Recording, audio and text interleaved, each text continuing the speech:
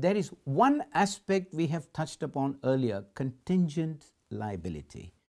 Let's take a quick look at how contingent liability is accounted for by a bank in its financial reporting.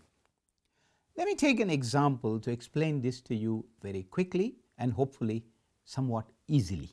What you see on your screen now, an abridged balance sheet of a bank. I've hidden all details such as the name of the bank, the currency, etc. We will merely focus on some specific numbers. The total loans issued by this bank is 1.57 billion.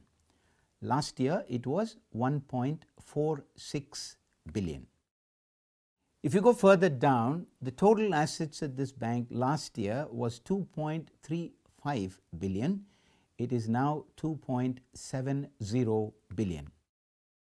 The important aspect is the very last line there, contingent liability, that reflects the total value of all outstanding off-balance sheet items such as letters of credit, guarantees, etc., as well as outstanding derivative contracts such as options, futures, swaps, etc. The total contingent liability for this bank last year was 0.9 billion, which has gone up to 1.04 billion this year.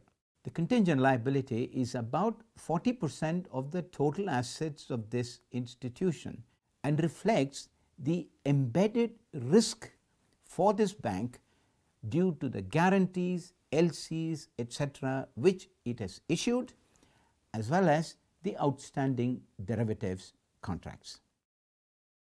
Here's another example, a bank that is very aggressive in offering non-fund based services, which in turn results in a very high level of contingent liability.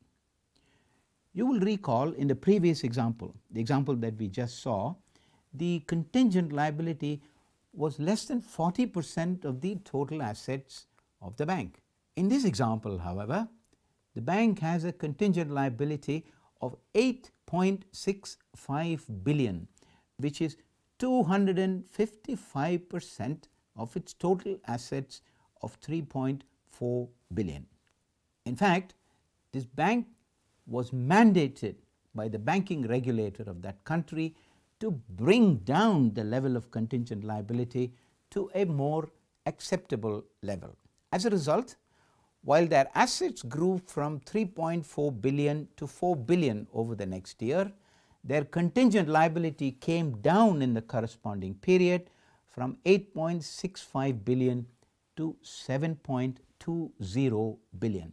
Hence, the bank's ratio of contingent liability to total assets came down from 255% last year to 180% in the current period. It is generally argued that stable banks maintain a ratio of contingent liability to total assets of around 120%, ideal if it is maintained at or below 100%.